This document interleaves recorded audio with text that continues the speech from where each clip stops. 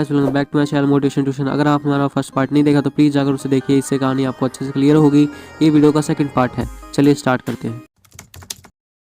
Steve jobs जैसे जैसे बड़े हो रहे थे उनकी हरकतों में बहुत तेजी से बदलाव आ रहे थे। वे स्कूल का काम बिल्कुल नहीं करते थे, वे उनका पढ़ाई में बिल्कुल मन नहीं लगता था और वे टीचर्स की भी बिल्कुल नहीं सुनते थे। वे अपने स्कूल के बैक बेंचर्स के ग्रुप के एक अहम लीडर भी थे और इन सब चीजों के चलते उन्हें स्कूल से कई बार सस्पेंड भी किया गया था। इन्हीं सब के बीच स्टीव जॉब्स की मुलाकात 4th ग्रेड के एक टीचर से होती है जिसका नाम इमोगिन टेडी हिल था। उन्होंने स्टीव जॉब्स का ध्यान पढ़ाई की ओर आकर्षित किया और सालों के मुकाबले स्टीव जॉब्स ने इस साल काफी अच्छे स्कोर भी किए और इन्हीं सब चीजों को देखते हुए और टीचर्स ने ये भी सोचा कि उन्हें 5th ग्रेड से उठाकर मिडिल स्कूल में डाल देना चाहिए और कुछ समय बाद स्टीव जॉब्स को सेंटन के मिडिल स्कूल में डाल दिया गया। इस स्कूल में प्रतिभाशाली बच्चों को अलग सुविधा नहीं दी जाती थी, जिसकी वजह से स्टीव जॉब्स को आम बच्चों के साथ ही पढ़ना पड़ता था और इन्हीं सब चीजों के चलते उनका ध्यान पढ़ाई से वापस से हटने लगा और उन्होंने इसी बीच अपनी माँ से ये भी बोल दिया कि मैं अब स्कूल नहीं जाऊंगा। स्टीव जॉब्स के 6 साल तक कॉपर्टिनो जूनियर हाई स्कूल में पढ़ने वाले कुछ दोस्तों ने स्टीव जॉब्स की एक छोटी स्टोरी बताई। एक बार पीटी सर ने पूरे स्कूल के 2 राउंड लगवाए और उस दिन बहुत ज्यादा फॉग हुई थी, जिसकी वजह से पीटी सर कुछ देख नहीं पा रहे थे। इस फॉग का फायदा हमारे स्टीव जॉब्स ने उठाया, वे साइड पर आकर बैठ गए। उनसे जब उन्हीं में से एक दोस्त ने पूछा कि तुम आकर साइड में क्यों बैठ गए, तो स्टीव जॉब्स ने कहा कि सिचुएशन का फायदा उठाना सीखो, जिससे तुम्हारी मेहनत और समय दोनों बचे।